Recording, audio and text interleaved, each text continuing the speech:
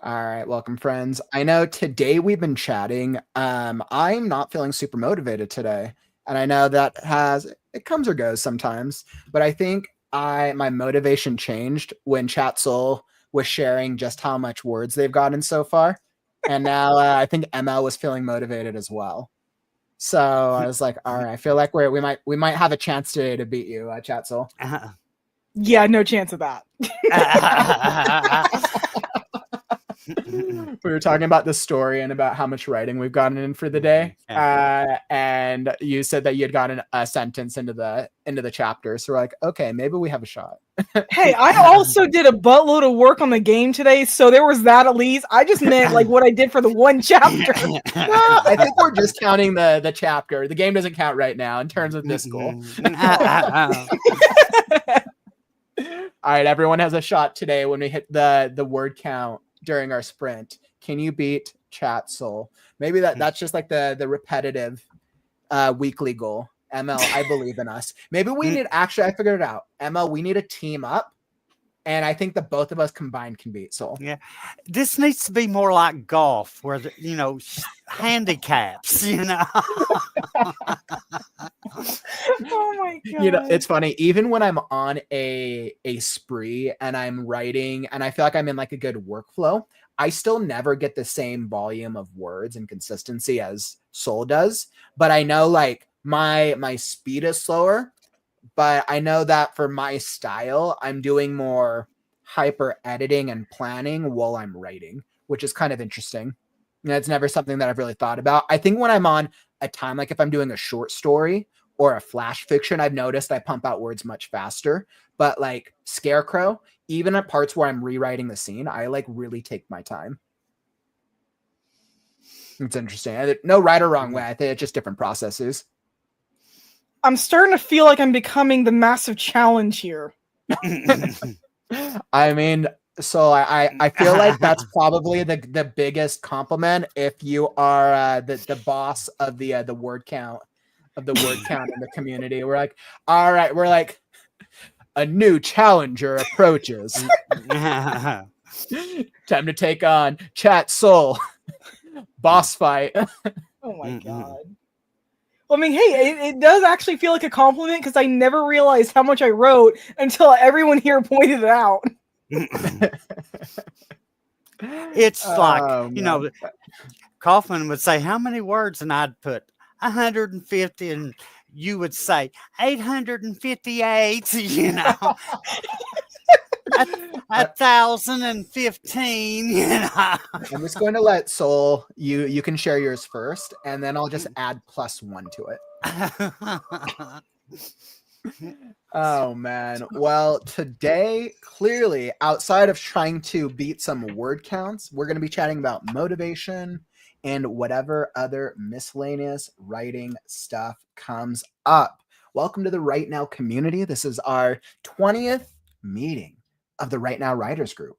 Welcome. We're glad to have you here. This is our weekly meeting where a bunch of writers get together, we chat, we procrastinate, we do all the things. But this week we got a lot of writing to do. So we're going to have some casual writers chat and then hop into not one, not two, but 3 writing sprints. After the chat, we'll see what shenanigans we are involved in today. So welcome. By the way, I'm Kaufman, and I'm on a mission to help the writers of the world to just write. So come join us because we're starting right now. All right, my friends. Megan, glad to see you here in the chat. I know, Bobby, I know you keep trying to hop into the stream, but internet issues are always a challenge. By the way, Megan, happy pre-Thanksgiving, everyone. Glad to see all y'all here. Welcome, welcome, welcome. I see a lot of great conversations. Mary, welcome. What is up? Hopefully the writing process is treating you well today. Tiara, I see you hop in as well. Glad to have all you here. All right, so let me bring everyone back up onto this stream. ML, Chat Soul, glad to have you here, my friends. Beyond our obvious word count goals, for anybody who's just joining us or new to the community, who are you? I will let you guys do your own intros. So I've been here for every single one of these. So most people tend to know me by now. Soul's got 20 gold stars. I'm like, wait, Soul's got 20 gold stars. I'll get this eventually. No, all right, this is what I'm gonna do. Soul's got 20. No, maybe. There we go. Soul's got 20 gold stars. But no, for the most part, outside of the Hermes stories, which me and Coffin are working on together, I mainly work on fan fictions lately. That's actually, I think, going to change a little bit because I started a new genre that I'm kind of trying my hand at, and that between that and Shifting Flame, I don't think I'm actually going to be doing a lot of fan fictions for a while. Why is that? Or because you're focused on these other projects, that's why. Yeah, and I mean, okay, the fan fictions are fun, but and I do not like making it sound like I'm all for the money, because no, I do not write for that reason. But I can actually publish these other two projects, and I can't do that with the fan fictions, not in the same way. I guess that's the truth. Although, granted, I'm not too familiar with the fan fiction genre at all. I know, Megan, congrats, by the way. I also just made it to 500 views on AO3 for my fanfic. If everyone saw the pic on Discord, congrats, my friend. That's awesome. Pretty incredible. I don't know anything about the AO3 platform because I'm not very familiar with fan fiction, but that sounds very, very cool. AO3 is really fun to post on. I mean, if anything has even the smallest amount of a fandom, there's probably something on there for on AO3 for it. I mean, it is there is so much on there. It is insane. I have a lot of stuff on there myself. I've got 13 works on there right now, which I know doesn't sound like a lot, but it's enough. Awesome. So glad to have you here. And ML, welcome. For anyone who doesn't know you, ML? I'm a author. I publish books and novellas on Amazon. I expected to see WTC today, but I guess he's busy with his launch. I know. Our friend WTC launched his book. I was like, oh god, what's he just shared it yesterday too. Man. And but the cover was awesome. And I had a new novella that launched day before yesterday, and so I've been up to my eyeballs. I had to put my NaNoWriMo Go on the back burner so that I could get the novella formatted and on Amazon. But you know, I figured the goal of getting another project on Kindle was more important than Nano at the moment. But you know, I got 27,000 words into the Nano story, so that's not a lost cause. So, well, definitely, ML, glad to have you here. We're definitely going to be getting some writing and work in today, which is awesome. And then it also looks like we have Bobby joined us. Hey, what's up, Bobby? Can you see us? I know you're struggling with some internet issues.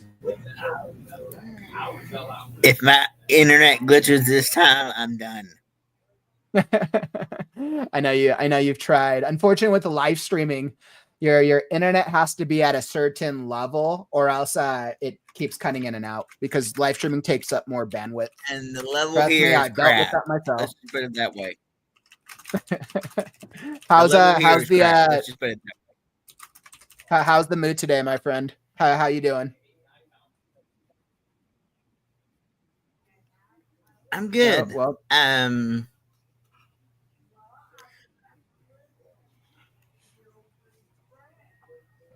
For any of those that don't know, I'm Bobby. I know that's probably what Coffin's wanting me to do. But Bobby, I'm Bobby. Your screen or froze. Speedy, whatever you want to call me. Your screen froze in a very funny pose. Ah, dang it. Well, it was a valiant attempt, my friend. Dang it. But we can hear you. But we can you still hear me? We can. Okay, so even though my friend is scrows and I look stupid, hello everyone, I'm Bobby. I'm working on 2 books.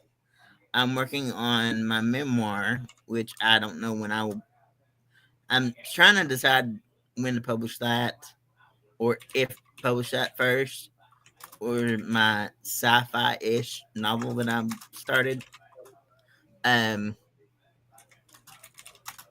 So that is the question for the night for me.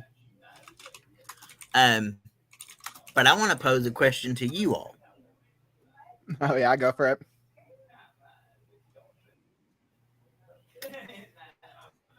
When you are writing your book, whatever genre you're writing, it doesn't matter. When you're writing your book and you find that you're losing your mojo to write it, what do you do to try to get it back? It's a good question. I know for myself, and I'm going to say this with tons of confidence because it took me almost 20 years to write my first book. I went on to different projects. I kept going from project to project. And I mean, I know that's not always the best strategy, but I went from project to project until my husband gave me a metaphorical kick in the butt and got me to actually start work on Burning Ember again. And it took me like 6 months to finish it and 2 months to edit, and I was done because I finally got my motivation back, because it's like, no, he's actually right.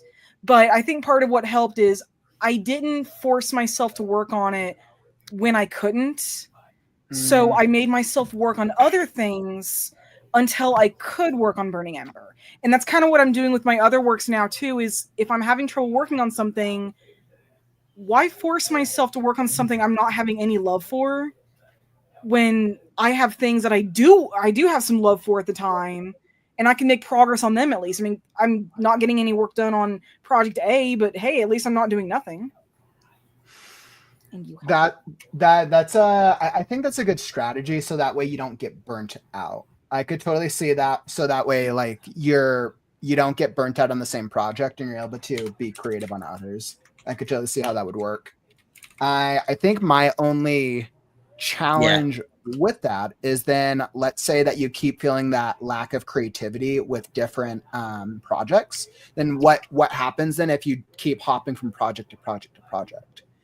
I'll show you guys my strategy, because I actually struggled a lot with writing, or with doing different projects for a while. But before I do, looks like we got Miss Penelope joining us over here. What's up, Penelope? Welcome. Hi, Penelope. I'm froze, but you can hear me, I hope. I can hear you. Hey, how's it going, Bobby? Penelope, real quick intro. Who are you for any of our new community members? And we're chatting about writing motivation when you're working on a project and you get you're working on like a project and then you lose like motivation for it after a while. Oh, so my life. the who am I and what we're talking about are the same thing. Okay. Hello, my name is this. I have no writing motivation. Penelope, and I'm a professional writer with no discipline and writing motivation. That actually happened a lot. And it still does happen occasionally. But what I've found out, what I've been experimenting with is routines and how to create them and how to build them. So like I use my walking. Like I started going down to the end of the block when I wanted to walk. And I did that every day. And then eventually I started going around the block. And before I knew it, I went on a 6-mile walk. So I think that it is not as important to figure out how far you're going to go as it is just to do the same thing over and over and over again, because your muscles, whether it's for your legs or whether it's for like,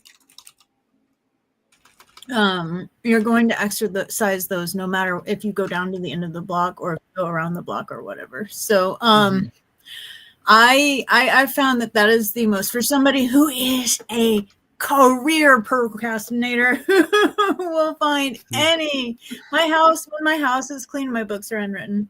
But I think that is, and I fall off that wagon a lot. Like, and it only takes a couple of days to really start to derail yourself. So, but anyway, showing up, these guys tell me that I should be writing helms.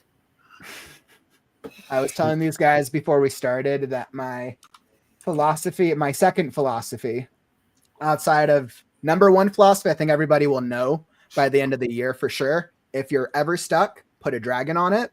Number one philosophy.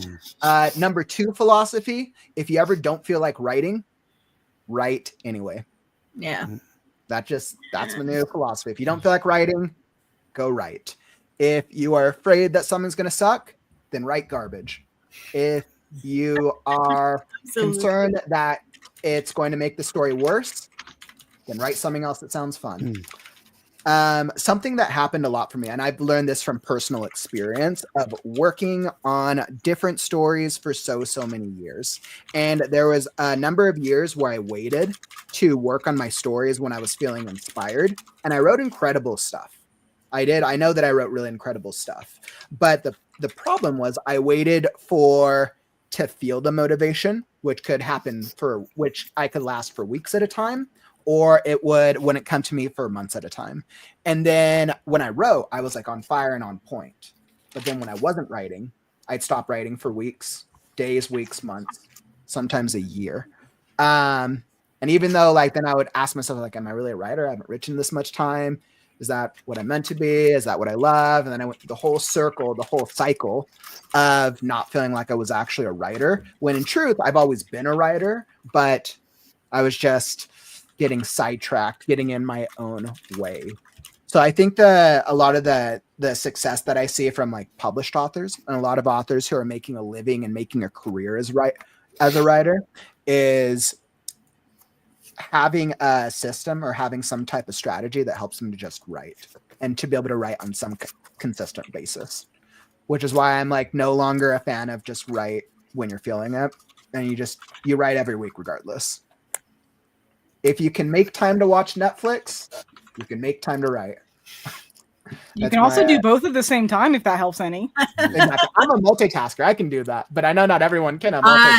No. If I'm listening to music, I have to have no words.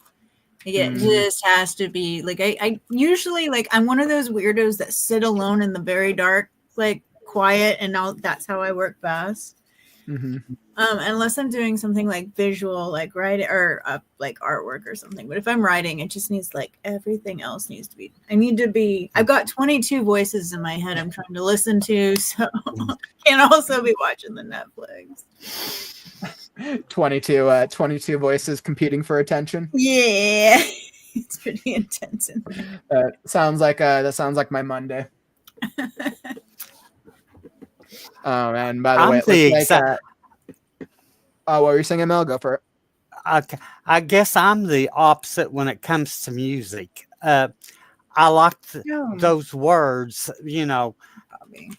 They don't bother me when I'm writing. No. Usually I usually, especially if it's if it's a song that I'm really familiar with, it jazzes me up. Mm-hmm. And apologize for the cough, but I'm trying to get over a cold. But one thing that I do when I don't feel like sitting at the in front of the screen is and I don't know if you'll be able to see, but yep, that's good. I use notebooks. I use notebooks, and I grab my lap desk and just write, hand write, and then I go back, and when I'm in the mood to sit in front of the keyboard, add it in. But I feel with chat because I always had to try to procrastinate and start other projects and stuff, because after I wrote my first two books and I didn't feel like that I would ever get them edited and stuff, I kind of said, well, this is never going to work. So I had to start trying to write other projects and stuff. So I still have the original manuscript of my first book. Dang, that's so I love that. Dude. which is like 500 pages, or nope, I said 500, but I think it's 526 that needs to be edited. If I only knew an editor. I wonder if there's any. I wonder if there's any good editors out there. Who doubt? I've heard good things about this one guy. Oh man, but I also totally get it. I know editing services can be expensive. And actually, like, speaking of motivation, I actually have a good question for you guys because this has kind of been on my mind. So I was chatting with a writer, and they were sharing with me, not someone in the community, someone at random. So they were sharing with me that they were going to wait and judge the success of their first book before determining whether or not to write the second book. And to me, that was like so confusing. I'm like, well, why don't you just write the second book? And they're like, well, because making a book costs money. And I'm like, you're right. Making a book does cost money, right? Bare minimum, if at least if you want to make money off of a book, right? You need a solid cover design, right? If people don't get attracted by the cover, nobody buys the book. And then an editor. Like you need to get the book edited. Those are like the bare minimum recommendations generally by professional authors. I recommend as well, but that costs money. And then a lot of times when you put your book out there, then you have to spend money on marketing, right? So the average writer is probably looking at anywhere between 500 to maybe 2,000 to get a book out there through that entire process. And we were talking about it, and I'm like, wow, yeah, you're right. It does cost money. Well, shouldn't you just want to write regardless? But they're like, well, if I'm going to invest my time and my money to do something, I need to make sure that it's worth the investment. So it just kind of got me thinking, how do you guys think about the book process when it comes to trying to have like a budget towards it? I'm kind of curious. I do my own cover design. I hire an editor. I had some startup costs, so like I had to buy the formatting program. I'm trying to figure out how much I actually spent on publishing Naturas, and I didn't go through Amazon. I did a limited run. So let's say, and just to clarify for the audience, right? Limited run is essentially you printed the books yourself through a third-party platform. Yeah. So what I ended up doing was getting 25 copies of this. And I also have a digital form that I use, and I can send people to download that, and they can also sign up. So this was my proof of concept book. I wanted to get this out there so that people knew that this is the kind of thing that I did. That you could base all the other writing somewhat off of what was in here. So I put some extra effort into it by purchasing a program that did the book funnel. I purchased. It was expensive. Like it was surprisingly expensive. And I when somebody says like, I don't know if I want to write because I don't know if it'll be successful, like that terrifies me because, you know, as a writer, you're always in the back of your mind, am I putting money into this, project that it's not going to be successful? But I think that if you are confident enough in yourself to write and invest in the writing, and have a couple of people who tell you you're decent, like your editor. If your editor tells you you're all right at it, then I think, like mine did. Yeah, it helps to get external validation from somebody who is not a friend or family, someone who's a professional, or people who are your readers, right? Yeah. So I think that's where it comes down to. I think that, yeah. So I have a lot of confidence in the way I write, and I've obviously got a lot of background in education and writing as well. So I think that for me, like. Because I should call out. I love all three of your writing styles. Having read all of your works at different points in time, I love all three of your writing styles for completely different reasons. Just want to put that out there. I do too. No, I remember when I first came over on your channel, like Soul, you were reading Soul's pieces. Was that one of the first ones? Saturday Critique. I was reading one like the action sequences. And I was like, oh my god, like the cast of characters. And then in ML, I read some of his works recently too, and I'm just like, yeah, there's you guys are really good writers too. Like we all need to write books, and like, I mean, I get like the point of like trying. This is all I do. Like I took off and moved in with my parents so I could start being a writer. You and me both, my friend. Right. Took 5 steps backwards in life to take 10 steps ahead. I like gave up it was difficult. I gave up a 6-figure salary to restart because I believed in what I wanted to do. It was difficult, but I believe, and I know it was the right decision because I've never been happier in my creative life than I have before this year. No, I mean, that's when I'm firing on all cylinders by the end of this year. And I really only started writing like seriously and figuring out how to do it in terms of a business this year. And I don't think I've had to compromise too much of my integrity to do that. And so I know, like, I mean, like, when somebody says, are you going to be a successful author? I think we all hear like Stephen King, like sell 1 million copies. The big ones. And like, that doesn't take that much to make enough. Like, I mean, it's really hard to get there because there's such a steep learning curve because they didn't teach us business class in writing school. Like, so, I mean, you probably learned how to write. You probably learned a lot of writing techniques and tips and skills and grammatical things in school, but not the business of being an author. God, no. Which is very true. And it's different today than it was even 5 years ago because of ebooks and the digital age, for sure. Yeah. And you got to figure out, like, for me, like, I define when I printed Ditcheras, I felt successful because I had set out to do that and I did it. And I know that there's an audience for it out there. The next hard step, I mean, the spending all of the money just to get it published is great. And it makes me feel good about doing something that I was going to, like, I could put that on my tombstone and be happy with it, you know, but it's the next hump is the marketing and the getting it out there and getting a readership and things like that. And that is like, if you're going to be successful, like, that's why I want to ask that person, like, how do you define, like, how are you marketing your book? How are you getting it out there and engaging whether or not it's successful? Or like, what if, like, but I mean, like, I know for a lot of I know a lot of authors though, right, who are actually like making a living off of it. You have to spend like on marketing.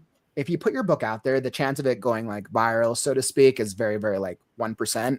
But you generally, like the average writer in this day and age, you have to spend marketing dollars because you have to figure out what your cost per customer is. So then you're spending the marketing to basically put it in front of eyes, then for people to read it. And if you have multiple books, you're basically doubling your chance of people reading it because they're like, oh, okay, I can read 5 parts out of this potentially 10-part book series as compared to 1 book out of who knows if they'll ever write again. Right. I want to know what they gauge success by, because success is such an intangible, like, you know, when I say success is going to be different than when ML says success, than when Kaufman says success, than when Sowell says success. Like, we all mean. And I think that's what determines the strategy, right? I think that's what determines. And actually, like that, which kicks off an even better question: what is success to you guys? You know, for me, I guess I'm a little bit different because I'm retired and I live on a fixed, you know, I live on my retirement. So when it came to budget, there was no budget, you know. Which I think that's also the challenge, right? You still have to live within your means, right? Right. Like, money doesn't just grow on trees. Right. I guess money can grow on trees depending on how much you write. Yeah. Like, but you know, for me, it was, I had to learn, you know, how to format the books, you know, and I had to watch lots of YouTube videos because I don't know if any of you have looked inside, but you know, like my books are all formatted in Word. So, you know, I had to learn how to. Awesome. You know, I had to learn how to do all that in Word. Formatting is a pain. Yep. So, and everything that I print is is I've formatted myself, so margins, headers and margins are the devil. I completely agree with you. I feel your pain there. So, and I had to go, I had to be a bargain shopper. I've said that, I hired Git covers to they are they're part of of another company, Mibble Art, I believe is Mibble Art, but Git covers was just like, I discovered them $35 for a cover, a professional cover. So, you can't complain.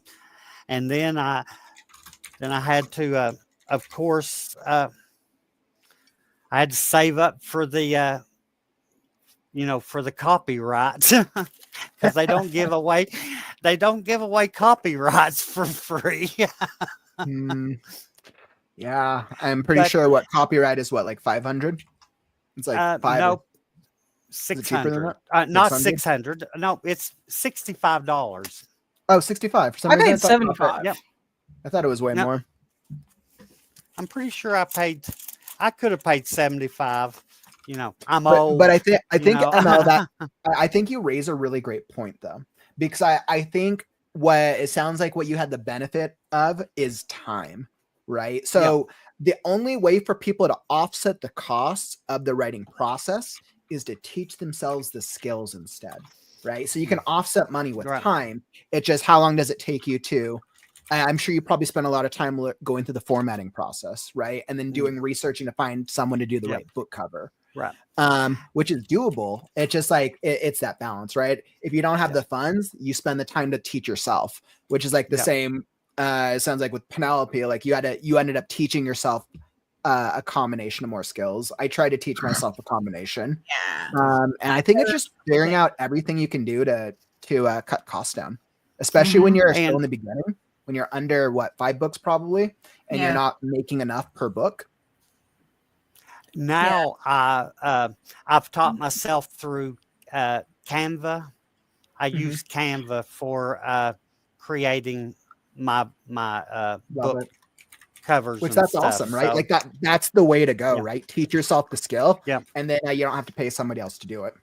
I think it's just been comes down to doing the right research to understanding the market trends and what works for your series. But that's really awesome, Emil. It's really cool. Editing is, we discussed earlier that I had a writer friend who worked as an editor, but her expertise was in like college papers and, helping people with their doctorates and stuff, because she has a doctorate and stuff. So when she said, she didn't just help me edit it. She taught me, how to create my own style guide and, and create my own style. And when she said your story is as good as things that I buy on Kindle, that was when it was like, okay. And, my goal is to, when my books make enough money that I can afford an editor, then I'll be looking for one. But that's always the interesting thing. And I'm curious because the truth is I don't know. Is it possible to make money off of books without spending money on marketing? I'm trying. That's something I haven't even embarked on yet, so I wouldn't even know. But like the authors that I've spoken with are always like, unless you're getting represented by an agent, by an indie publisher or a traditional publisher, if you're self-publishing, you have to market. Because if you don't market, it doesn't get put in front of eyes. The algorithm's not just going to do it for you. Amazon's going to incentivize people who spend money. That's just the way algorithms work. That's not just Amazon. That's like everywhere. I have two detriments to me because I decided to not publish on Amazon. Well, since you're doing a print run, though, then your focus is probably selling at in-person events. Mm-hmm. Or I going to don't do con. those either. Like what I wanted to do was I wanted to have like the so it was all to get the newsletter magnet out there. So what I'm going to do is, because I don't have any cash left over for marketing, I'm going to lean into TikTok and doing like audiovisual story, like excerpts and narrated pieces for Deterra's Requiem, and I'm going to try to make them as eye-catching as possible and get those out there so that people will start downloading the free ebook. If they really love it, they can go get a signed first edition copy in my store. But what I want out of this is like newsletter signups, so that people who actually like what I'm doing when I put out, because I've got 7 books planned. I've got Love Spell Murders at the editor. It should be coming out in January. And I got 7 more books planned after that. So what I'm looking for is just that wide net of getting people's attention right now, and at least getting them on, because the newsletter is the thing that nobody can take away from you. My Facebook account died recently, and I had to start over from scratch. And it was like I have no more followers on there anymore. We have to remember that all of these platforms that we exist on, YouTube, Facebook, TikTok, Instagram, all of them, they are independent companies, and they could kick us off at any time for any reason if they really wanted to. And if you've ever had to deal with BS from a large company before, it's usually a pain to try to speak to somebody. They do that very purposely, but which is why newsletters are awesome. I think what a really great point you brought up, though, Penelope, is social media, right? I think building that online presence is another alternative to having to pay for marketing. Instead of before you're paying for marketing, you're trying to create organic growth, right? And I think there's a reason that TikTok books are so popular. Because it's you can spend, like, I've had, I mean, I was really crappy about like how consistently I posted, but I've had like 800 views on a couple of different poems that I just like I put together, and and then I didn't do anything again, so it stopped bumping me up. So I'm doing everything in a big batch, and you can get like different programs that'll post for you. So that I don't even have to worry about getting up at 10 o'clock in the morning to post, because TikTok says that on Wednesday at 10 o'clock, that's the best time to post. But since I like Facebook, if you want to get your face, your mug out there on Facebook and get people interested in what you're doing, you have to pay for the advertising. But TikTok is very organic and very, there's a lot of different strategies. That's one of the things that I really started studying, was strategies that have done successfully on TikTok.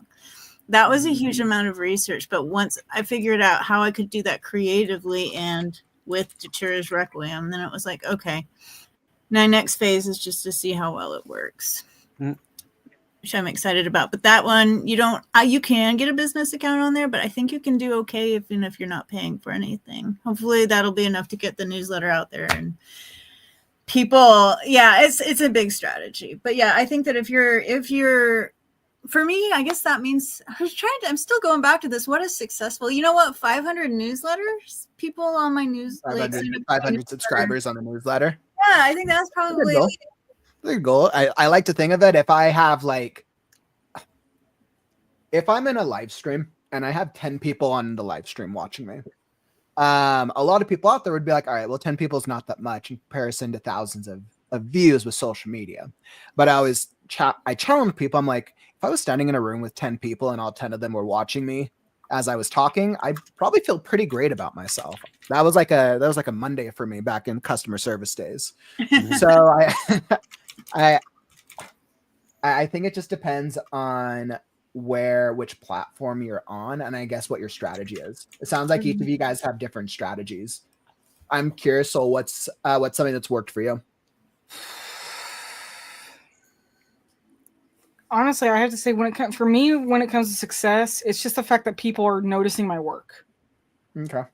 Because I've got some things on AO3, and one of them I just checked the other day was like 2,600 views since it was posted. I think like a month ago, maybe a month and a half. And the fact that even one person looked at it means a lot. But every day I get an email from AO3 that says I got these kudos. It basically means people liked my work. about every 3 days, I get kudos on the same 3 works. And to me, that's like, oh my God, people are actually reading this and they are liking it. I don't care about, I mean, okay, so yes, I got to publish my dream book, which is awesome. And I'm finishing the series, but my success is simply, I'm putting my work out there and people are reading it. Even if it's not the work that I would like people to read, it's still my work. And to me, that's enough. Aw. You could always change the names to protect the innocent and come up with the newest 50 Shades of Grey. Oh God, no! 50 I Shades of could Soul. never go that bad. I did. I don't think I put enough effort into it, but like, yeah, I tried that too. I was like, yeah. You know what though? You're right. So like, I had somebody like when we were doing the Freaky Friday, somebody bought my book before the ink had even dried on it, and he got the copy of it like a week later, and just like told me he thought it was comparable to anything that Stephen King had done. And like that was the first comment I'd gotten on the first book I'd ever sold. And I was like, geez, I felt like, yeah, like you said, that recognition that somebody is there reading your book and enjoying it and getting something out of it. Like, I mean, all of the talk of success and money and monetary, that's all important and stuff, but that's the thing that I will always remember about like when I first published Achuras was somebody was like, damn dog, this is aces. Yeah, I mean, if your book comes out and only one person in the world likes it, I think your book was a success. At least, right? Because I mean, seriously, I mean, God, there was a saying that I heard once. It was about writers that sometimes if a writer chooses not to write a book, that is one less book that could mean the world to somebody. And that's I think that's true because I mean I've seen fan fictions that it's like, holy crap, this is better than half the stuff I've read that's actually like legitimately published. And then I've had others, and then I've seen other I've seen some books that are just like with the Bloody Jack series. I don't see a lot of people that really recognize it. That's like one of my favorite book series of all times. So it's like, even if it's not that big, fact is somebody likes it.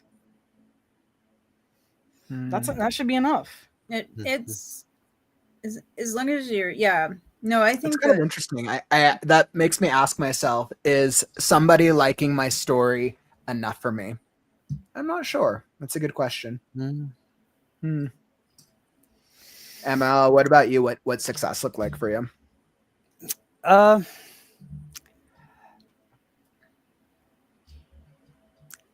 That's a difficult question because because I'm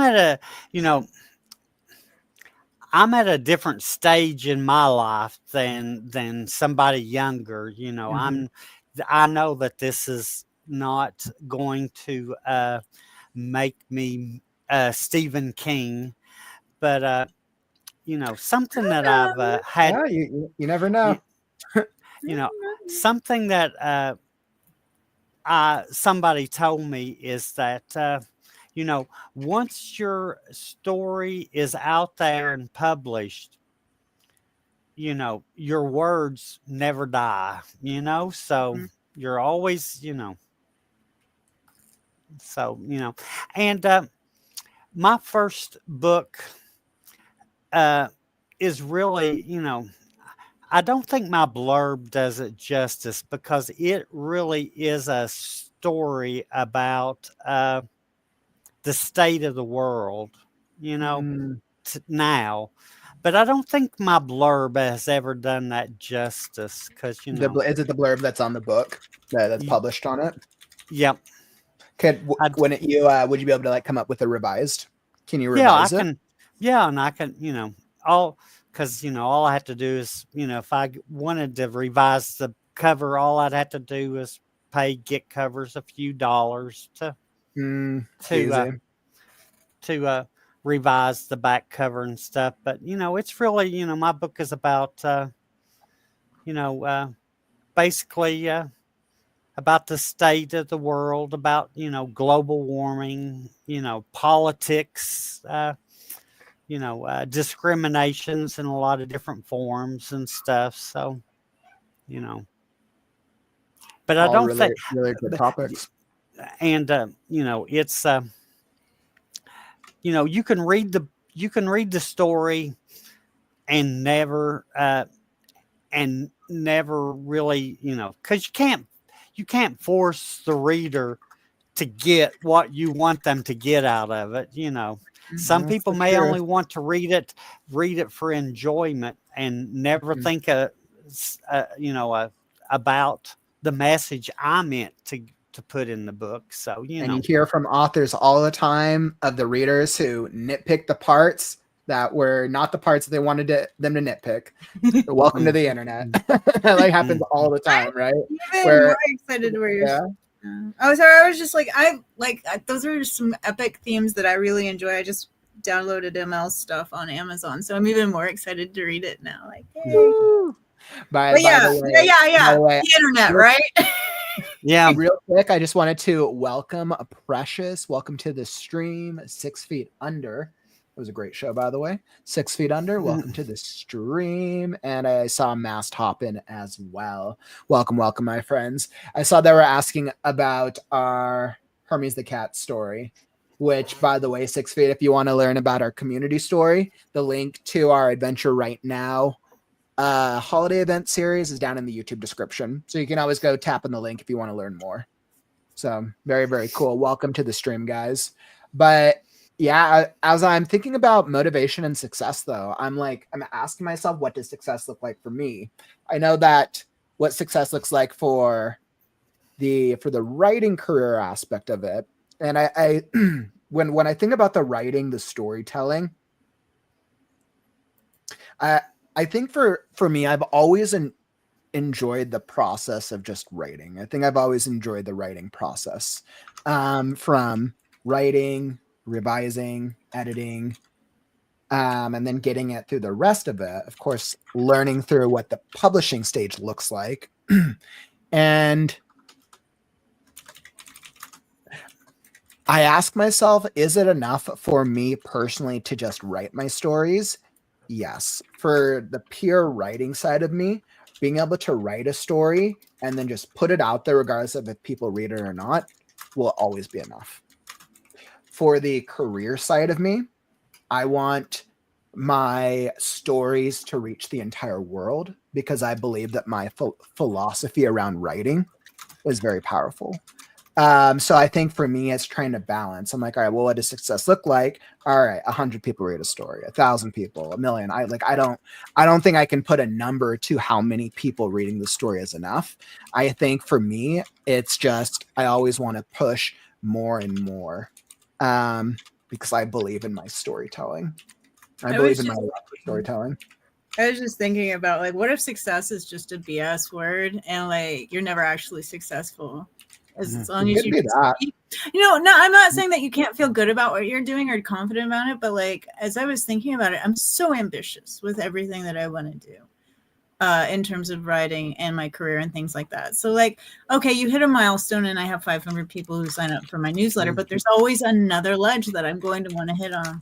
I'm going to want to jump on. I don't think I ever want to be successful. I never want to be content with where I'm at. I always want to be pushing forward. And I want an enormous amount of people to read what I've written too, because I feel like the stories that I'm telling are important to could be very important to a lot of different people.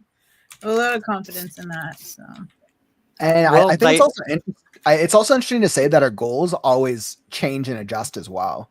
So it's kind of like what you're saying, Penelope, like we hit a goal and then it's like, all right, well, what goal's next? Right. And I think for me, it's almost like the goalpost is always being shifted based on where I'm at in my life. Mm-hmm. And, they always say money doesn't buy happiness. So there is always that saying, money does not buy happiness. I agree with that. However, in the age of capitalism, money buys convenience. And for a lot of people, convenience is a form of happiness. And I think that's the way to frame it. Is money going to buy you love? No, but with money, you can spend all the things to give you the quality of life, which leads to people being more content per se. So I think it's always that what's important for you or people individually.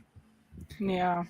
I think that also you've got to, if you're going to be a writer, I love to see people who write with a lot of love in their heart or a lot of joy or just enjoy writing, you know, like you can If tell. you write with passion, your works will never be bad. No. No, if you're sitting there giggling like a maniac while you're typing, I'm going to be able to read that when I'm on the other side. Absolutely. You know, I realized something. I realized why the goal for me isn't as important. It's because I feel like if I hit the goal, I'm going to change it. And I just want to enjoy the entire journey throughout. Yeah. So I think maybe that's why I set these really large goals for myself, because I want to have fun throughout the process, highs and lows, and then look back on it and be like, I did what I wanted to do. And if I got hit by a bus tomorrow, I would minimize my amount of regret in what I was trying to accomplish. Yeah. I think that's how I would go about it. I've set my new personal goal for part of my live streaming. For part of the live streaming, actually, I realized that my personal goal over the next couple of years, and this is outside of my writing, my storytelling is I'm going to keep writing until the end. Like that's never going to stop. But I realized that one of my live streaming goals is I really want to interview my favorite authors. I think that's what I'm going to aim for. That's a great goal.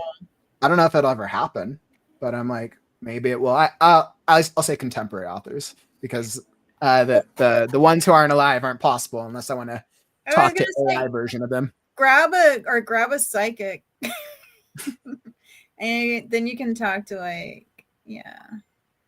Otherwise, no. I was gonna say you're gonna have a little trouble talking to some of the ones like Edgar Allan Poe. just a little bit, just a little bit. But yeah, I asked myself which authors, like, let's say like I could chat with anybody in the world. If I could chat with any author in the world, money wasn't a problem. I think the 3 authors that I would want to have a discussion with would probably be, of course, George R. R. Martin. I would not ask about Game of Thrones. He'd probably get pissed off about that. J.K. Rowling, and then Brandon Sanderson. I think those would be the 3 I'd want to talk with. So I think I'm going to set that as my my 5-year goal. Like, I want to play this game too, but can they be dead? Because I don't know. Absolutely. I don't know if you'll ever be able to talk. I mean, actually, you probably can talk to them at any point. I bet you there's an AI platform out there that now lets you talk to dead authors or dead. I just find probably. You know what? I got a Ouija board for a reason. Yeah. You know who won't talk to me? Hunter S. Thompson. As much as I ask, that dude just like refuses. Kurt Vonnegut don't want to talk to me. Let me see.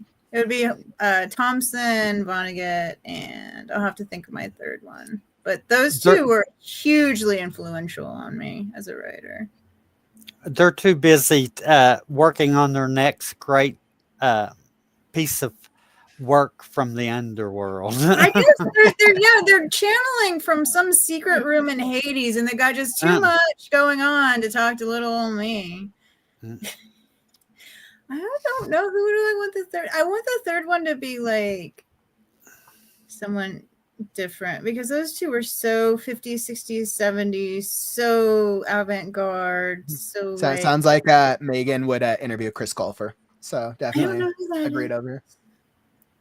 Also, we got Melissa De La Cruz, Brendan Blabber. I was like, hopefully I said that last name right. Daphne du Maurier. Agatha Christie. Agatha Christie would be a really interesting one. There's so many mysteries, so many questions. Yeah.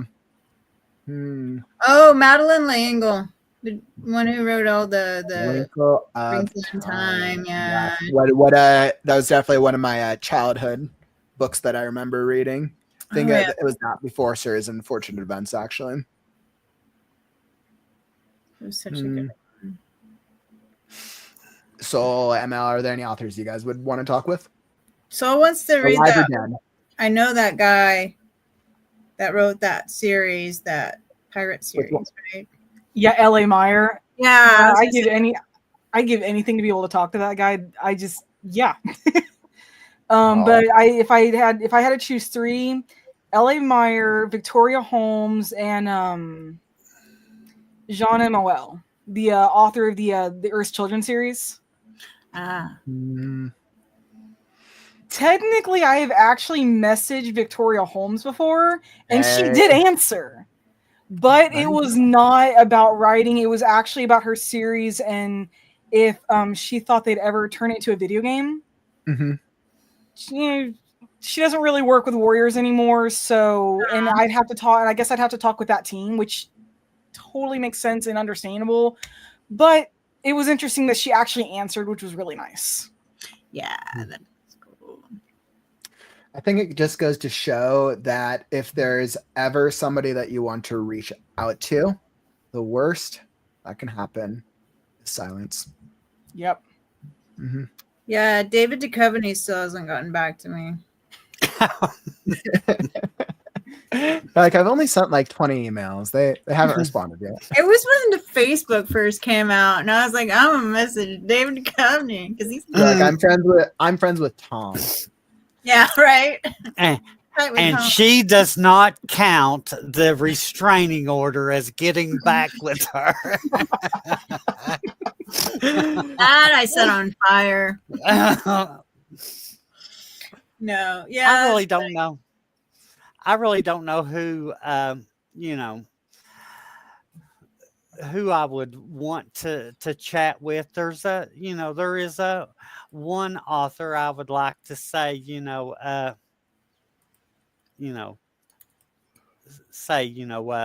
are you doing? You're running your legacy, but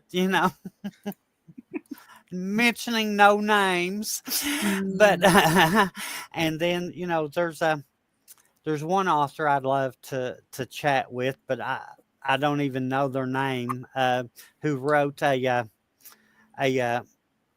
novel in Thailand, which was turned into a BL series. I like to watch BL series on the internet and YouTube and stuff. So what's a BL series? It is it's kind of like, it stands for boys love, but it's they're like mangas and anime and series that they started in Japan and they're mostly in Asia, but they're the main characters are always or not always, but they're they're gay males, but they're written for cis females. So okay, very, very cool. Well, it sounds like they have some really good storytelling. It sucks that you don't know the author though. Right. I know the name of their it's the story is called Until We Meet Again. It's about two lovers who were families would not let them be together, so they killed each other. Or they committed suicide, and they came back together. Romeo and Juliet. And they came back together in the next life. So. Oh, I like that. That's sweet. Well, it definitely seems like we have some good artist and writer recommendations here. I know, let's see. Tara was saying Poppy Z, Bright for Me, love his work. Mass Toaster, I totally was like Lewis, Christie, and Token. I was like, yeah, I mean, if I'm thinking of authors who are no longer with us, I feel like Token would be like a non-negotiable for any fantasy fan. I'd probably go Token, and I would personally want to go Shakespeare. I think Shakespeare would be an interesting one for me. I'd be very intrigued by that. I can see the podcast. Token with Token. Everybody with the pipes. Token with Token. Come back, dude. And Mary, absolutely. You're like, could a poet such as Coleridge be one? Oh God, the albatross poem. That is such an epic. Yeah, that guy was amazing. How about Carl Sagan? Yeah. I love. Oh yeah, are we doing that? Are we doing nonfiction? Then I got a list for them too. we got to figure out who we want to talk to in the nonfiction category now. Well,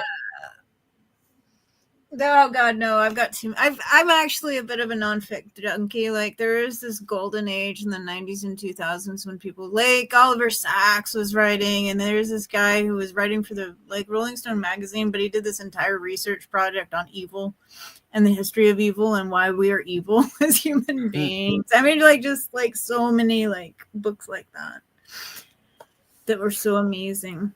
But they're all still alive, so I guess I could go get my restraining orders from them if I wanted to. Well, on that note, I think now is an excellent time to get some writing done. So let's hop into our first writing sprint. Let's try to get some work in. Let's see, let me screen share. Got 25 minutes. We'll chat about how this progress is after. So let's do 25 minutes. I'll throw on the clock and I'm ready. Come join us. It's going to be all on you, Kaufman, to make sure that you beat Soul. It's going to be all on me. Well, we'll see. Because I've got to be off camera for a little while. Dang, but Emma, I thought we were going to team up to beat the boss. Well, is honesty a part of this challenge? I'm going to drink a potion of I need to take a break. We'll use the decoy. So definitely whether or not you can get some words in or get some writing in, let's try to make some progress. Let's see what we got. And I guess now is probably a really good time if you are enjoying this stream. Follow and subscribe. We're here every day with the WriteNow community, 300 plus streams and counting. Whether you're looking for writing motivation, writing sprints, writing community, author chat, author interviews, holiday events, or much, much more. Tap those buttons and you'll be alerted when we go live. All right, so we're going to hop into 2 writing sprints. We'll check in on our writing after the first one. We got 25 minutes on the clock. Let's see what progress we can make. And I am all ready. I'll throw up the music. We got 25 minutes and it's time to write now.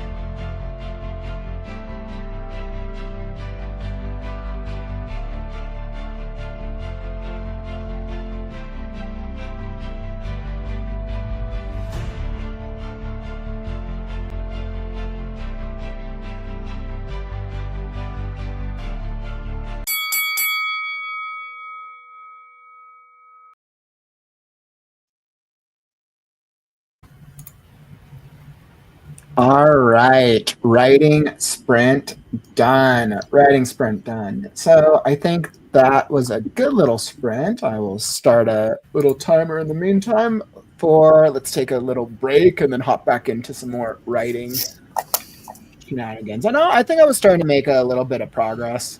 That sprint was a little challenging for me. The first half of it, I was like kind of trying to get myself into the flow, and then I started getting into it like the second half, which happens. That totally happens sometimes.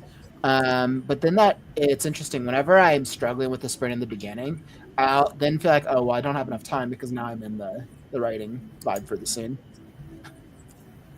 Unlike yesterday, where I'm pretty sure I sprinted for a few hours. How'd that sprint treat y'all? Able to make any progress? So you go first. Nearly Everyone 800 words, and I got the beginning of chapter 9 done, as well words. as decide.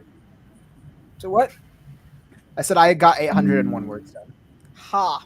But no, I got the beginning of chapter 9 done for Hermes, as well as the split choices, and the beginning of those split choices is done. Nice. That's awesome. That's great that you made progress on chapter 9. I got about 400 words. Yeah, I was struggling in the first half, but I'm glad I was able to hit 400 at least. And I saw we're not the only ones on the manuscript. I realized, I think I made chapter 5 way longer than I meant to. I did the same with chapter 4, so it's okay.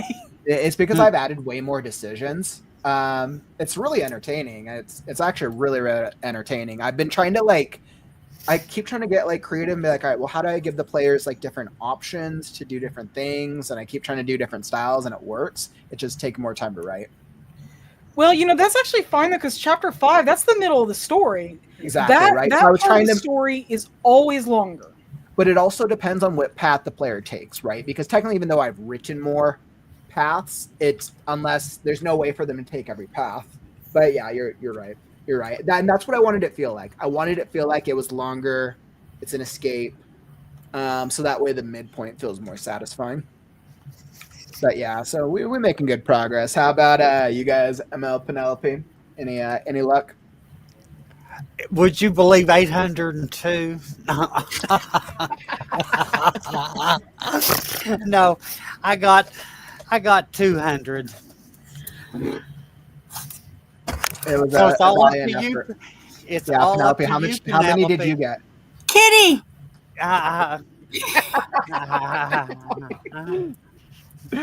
I love it. Which cat is that?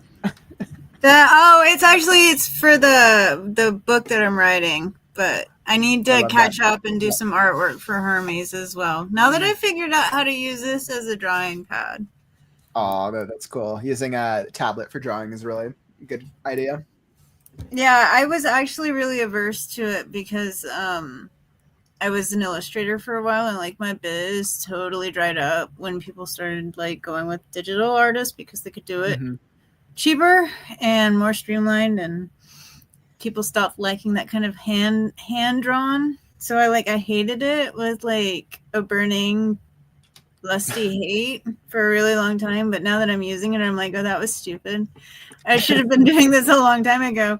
You can still make it there's a lot of shortcuts and tools to help you make the illustrations, but it's still it can still look really hand drawn, which is what I like. So I'm like, okay. Yeah, it's actually interesting. I feel like when I've been looking for when I was looking for cover designers, I feel like you're either finding illustrators or what is it? It's the ones who are using more. I forgot what the other style is. There's the hand drawn look, and then the more computer. Yeah, the more digital graphic design type. I don't know what you call it, but yeah. Photoshop. Photoshop. Sounds like we got a little progress in the chat. Megan got 274 words. So I think technically between me, ML, and Megan, I think we beat you, Sol. I was gonna say, if you add everybody up together, you're only missing about 150 words. Plus Kitty. No, wait, oh, that's right. Okay. Well, no, yeah. Well, what are we gonna do? It was a valiant effort. By the way, Dr. Gamer, welcome. They were saying I'm a jack of all trades, but I do have hand-drawn art. If you have Discord, connect. So definitely, Dr. Gamer. What I actually recommend is we have our if you have Discord. Oh, Discord. I don't know why I keep thinking Twitch. Dr. Gamer, definitely come join us on Discord. The link to do I post it? Oh, that's right, because Twitch doesn't have the streamer link. So I'll drop the link to our the Right Now Discord. We definitely have a bunch of artists if you want to come join us. There you go. And there's the Discord invite for our Right Now community. We have a pretty active group for the writing community if you want to come join us. So pretty cool, pretty active. I know we have a number of artists in the community too. We have some really great artists. So definitely come join us, my friend. A lot of writers. So I feel like we were able to make some good progress so far. Hopefully make some good progress.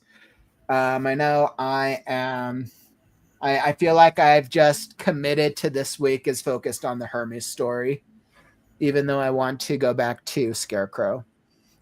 I am to make a big push on Scarecrow. I'm considering doing something drastic.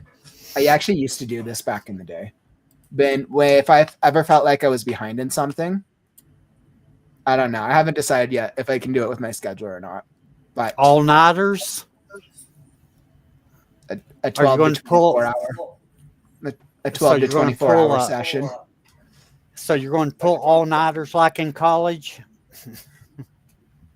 I used to do these back when I was younger. If I felt like I really needed to write a lot and make progress, I would literally just like set like a 12-hour timer and then just write. And then only take obviously a step away for bio, food, and of course the necessities. But basically just like force myself to write.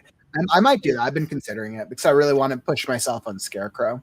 Well, you can use this as a practice for your marathon that's coming up. The Right Now-a-thon. Absolutely. But what I realized with the Right Now-a-thon is I realized the same thing actually with the critique show. If I am talking, if it's me by myself talking for 3 hours, my voice gets pretty worn out. But with doing events with other guests, I mean, my guess is probably going to have between 30 to 50 guests involved in it. Even as the host, my voice doesn't get worn out. So that way I'm actually able to like last for like much longer streams. So I'm pretty sure I think I could probably do a 12-hour stream if I'm not talking the whole time. Maybe. I also probably just need to be drinking water and tea is probably another factor. Instead of doing energy drinks and coffee.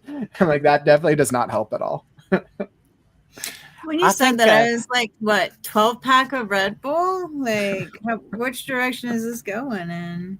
I would think a few bottles of wine would maybe help loosen up your throat a little bit. Yeah, I mean, it probably would help with like the initial loosen up. And then eventually there'd be either a plateau, drink more, or crash. Oh man, I think that'd be a lot of fun. Of course, I'd live stream the whole thing if people wanted to. If I do decide to do it, not committing to anything. My like December schedule, I keep committing to things and then not having enough time to do the things I already need to do. So we'll see. Well, we'll see how December works out. But let's hop into a second writing sprint. Let's get some more writing in. I believe in us. Second sprint, another 25 minutes on the clock, and let's end off our writing group strong. So come join us, my friends. We got this up. We're gonna do 25 minutes.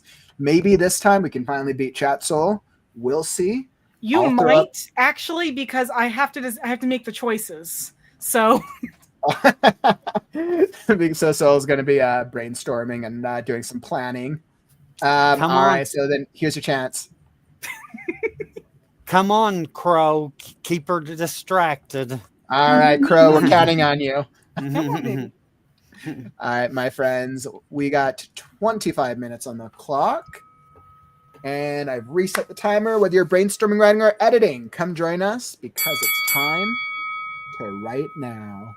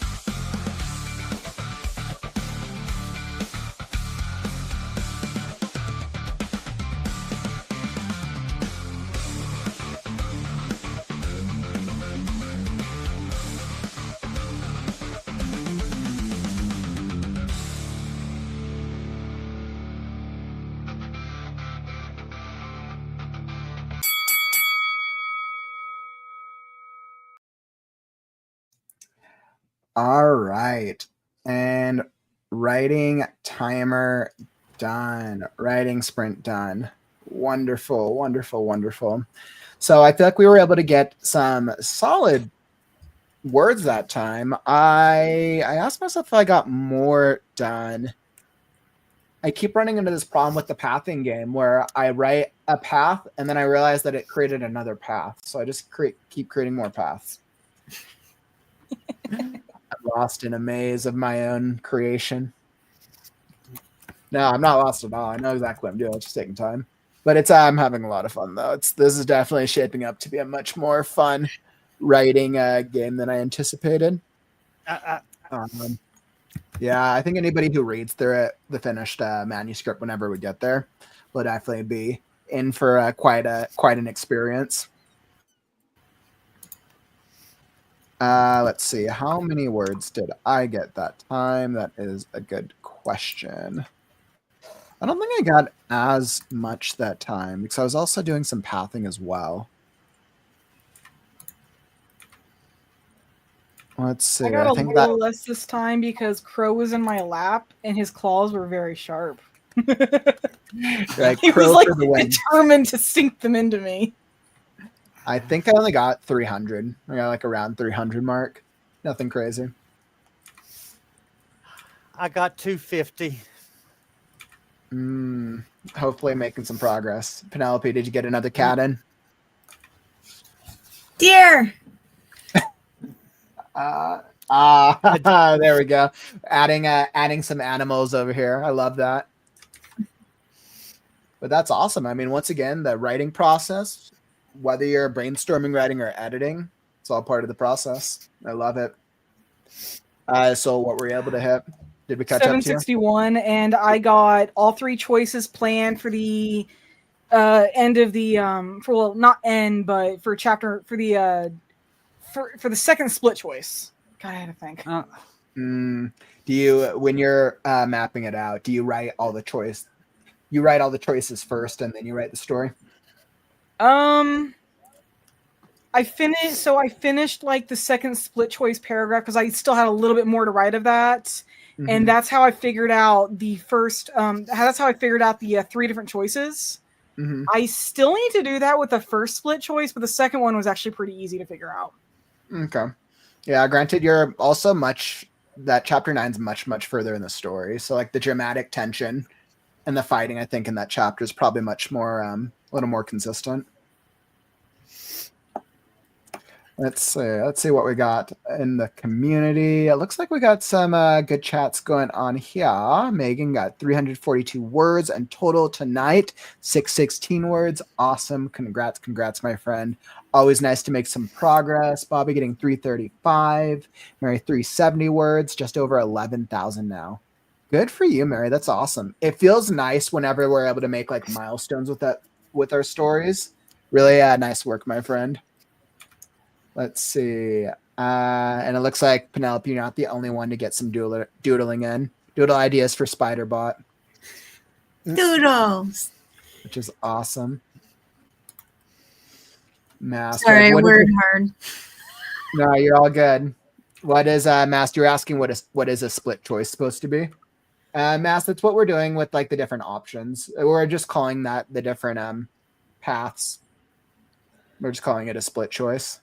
Basically, are you going to go on path A or are you going to go on path B? Yeah, I know. Already was glancing over Mass chapter with Ginger Cat, and I see they've been doing that. By the way, Mass Toaster, your the overall chapter is looking great so far. I haven't read it in depth, but I just glanced over it. We'll fix the formatting for you when we get there. So like, no worry about formatting. But I love that you're doing all the different paths and that you're writing really great work. So I'm super excited to get to Ginger Cat chapter, by the way.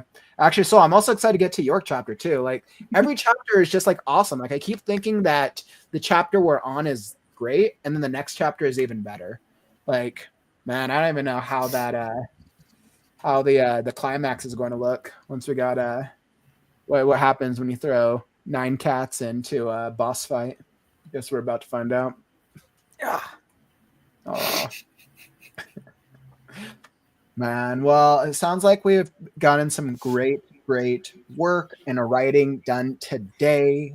Thank you all for joining us. It has been an absolutely great writing session, and we had a lot of great chats about motivation, strategy, and a bunch of other shenanigans. Some of us made more progress, and others of us made some progress, but it was great. It was awesome. Thanks, Penelope, ML. So thanks all for joining me today. Another really solid meeting, especially considering I didn't even feel like writing when we started. All right, my friends. For those in the community, thank you all for joining us. It's been great. I'll be back tomorrow with a normal afternoon stream. Oh, that's right. Tomorrow's Thanksgiving. I'm celebrating Thanksgiving this weekend, so like tomorrow's more is like business as normal for me personally. But I think I did the stream an hour earlier, so I'll be back at 1 p.m. Pacific, 1, 2, 3, 4 p.m. Eastern. Little like an hour earlier than on Thursday. So I'll be back tomorrow. Come join me for some writing sprints. I hopefully can finish this chapter. We'll see what happens. So that is all that we got. If you enjoyed the stream, tap that like button. Help us show how much you appreciate all of these writers and everybody. We appreciate you. You are bomb.com writers. I will sign out and by saying I'm Kaufman, and this is who is this beside me? Kitty. I'm Penelope. Chat soul. And ML Claxon. And we'll catch you on the next stream. Take care, my friends.